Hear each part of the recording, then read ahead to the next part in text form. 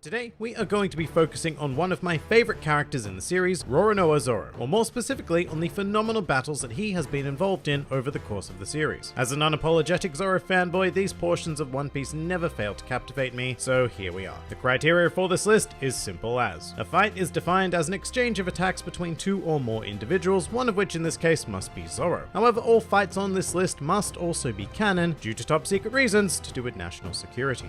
But with that out of the way, let's begin. Welcome to the top 10 Zoro fights in One Piece. Number 10.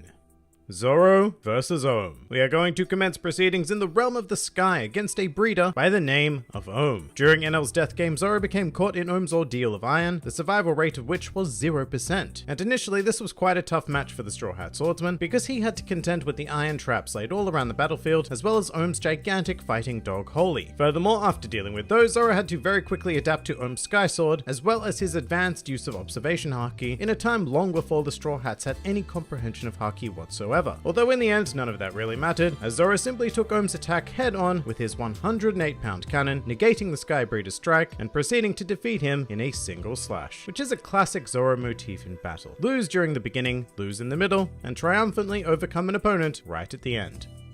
Number 9. Zoro vs. Hachan. Here we have what I would call another type of very typical Zoro fight, whereby he enters the fray heavily wounded and at a statistical disadvantage. In this case, that statistic was the number of swords being used against him, which totaled 6, due to Hachan being a proponent of Rokutoryu. On top of that, Zoro also had the handicap of only possessing one sword, and having to improvise by using the blades of Johnny and Yosaku. Despite that, this match belonged to Zoro from start to finish, putting his mastery of swordsmanship on full display, but more importantly than that, this conflict reaffirmed Zoro's commitment to becoming the world's greatest swordsman. Plus, this was the first time we got to see Zoro use a Tatsumaki attack, which to this day is one of my absolute favorite moves in the series. And finally, the fight is also very nicely framed by the general atmosphere of the Arlong arc, making Zoro's struggle and victory all the more meaningful. Number 8. Zoro vs. Hody Jones. And in another stunning display of pure dominance, we have the short-lived conflict against the primary antagonist of Fishman Island, Hody Jones. Now, as the unofficial, but as we all know is true, first mate of the Straw Hats, from time to time Zoro has the honor of taking on opponents that are generally reserved for Luffy. However, in these cases you don't generally expect Zoro to win, and here he essentially did just that. After deciding to submerge himself in water to take on the boss Fishman, Zoro got the better of Hody in a single slash, and threatened to end the entire Fishman Island arc right then and there. However, given that there was still more story to tell, Oda had to step in and tell Zoro to calm down, allowing Hody to cause more terror and eventually go on to be defeated by Luffy. But we will never forget that Zoro did it first. Number 7. Zoro vs. 100 Baroque Works agents. After many of the Straw Hats had been drawn in by a clever ruse on the island of Whiskey Peak, Zoro proceeded to initiate a Kill Bill-style takedown of 100 bounty hunters, including prominent Baroque Works members such as Miss Monday and Igaram. This was a very unique battle in the series because it's so rare that we see power displayed through sheer numbers. Usually this group of bounty hunters would be what we'd refer to as fodder villains, but in this case they caused Zoro a ton of trouble, and it was far from an easy victory for the swordsman. I mean, a comfortable victory perhaps, but not easy, and what also contributed to this was the fact that this was the first real test for Zoro's new swords at the time, Yubashiri and the Sandai Kitetsu, the latter of which Zoro discovered was a problem child. So it's like purposely putting yourself on a handicap. But that's precisely what makes this battle so entertaining. Seeing Zoro with perfect mastery defeating a bunch of bounty hunters wouldn't be any fun at all, but seeing him doing it whilst trying to maintain control of his own blades is just fascinating and really cool. Plus, this battle takes place at night, and I'm a huge fan of anything that happens in the evening because it really amps up the atmosphere. All in all, a brilliant Zoro fight. Number 6.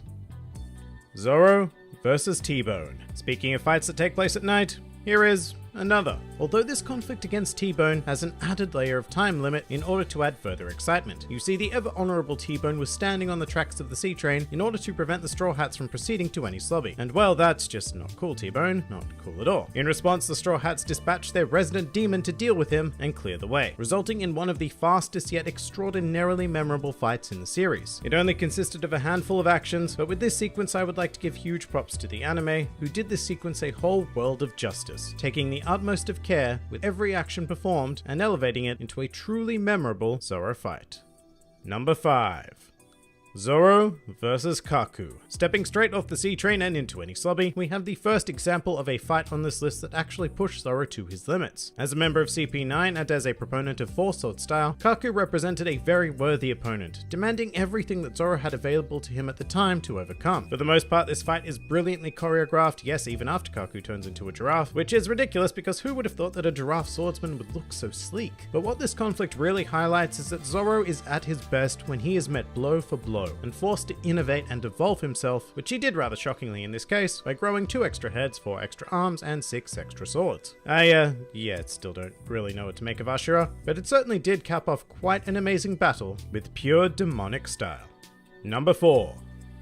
Zoro versus Pika. In this unique contest, Zoro took on his largest opponent to date, not counting Oz I guess, but unlike a lot of Zoro action sequences, this focused a lot more on thought and strategy as opposed to power and endurance. I mean, Pika was never really a true threat to Zoro. In fact, he was more like a colony of insects, that no matter how many you spray, you simply cannot rid your home of them. This fight required Zoro to observe, analyze, and counter Pika's abilities, and he performed that role to perfection, eventually luring out the Stone Insect King and defeating him with quite a classic attack actually, 3,000 worlds. And that's almost the most satisfying part of this entire engagement. Despite having been shown in the series way back in the Baratie arc, 3,000 worlds had never been used to defeat an opponent before now, so it was fantastic to see it finally achieve its intended purpose in this brilliant bout. Number 3.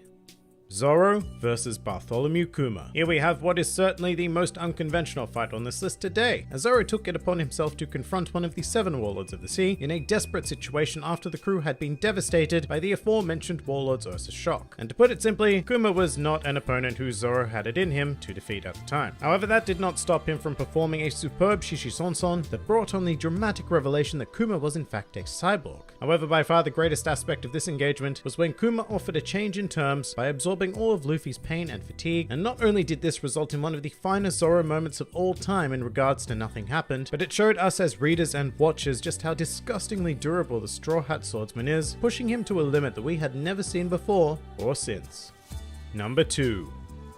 Zoro versus Mihawk. This fight stands out greatly as the only loss on this list for Zoro, not only a loss actually, but a complete defeat in every way possible, and one that was very necessary for Zoro's character going forward. This battle is what gave Zoro, and I suppose the audience, a benchmark for exactly how far he and the rest of the Straw Hats had to go in order to achieve their dreams. And even though Zoro was dominated the entire way, it was still quite a spectacle to read and watch, as this fight gradually becomes less about actually winning, and more about Zoro simply proving himself to be a worthy swordsman, which he does by eventually earning Mihawk's respect. And as a reward, we get the tiniest of glimpses of what power is like at the very top of this world, as Mihawk elects to finish Zoro using his prized blade, Yoru. And I mean, just everything about this battle made the world feel so much bigger, which is a fantastic achievement for what is essentially just an action sequence. Furthermore, it also really came to define Zoro as a character, vowing never to lose again and carrying a scar that will forever remind us of this encounter.